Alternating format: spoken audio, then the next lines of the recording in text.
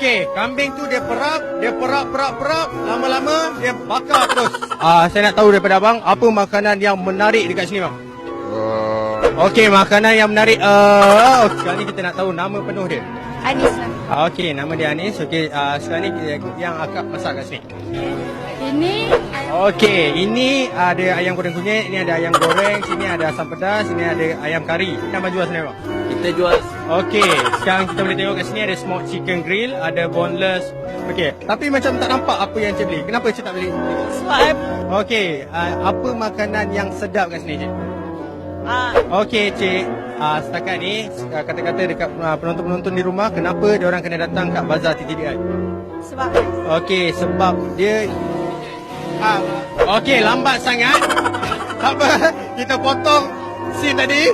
Okey, apakah ingredient yang ada dalam kopi apa? dia ada Okey, ada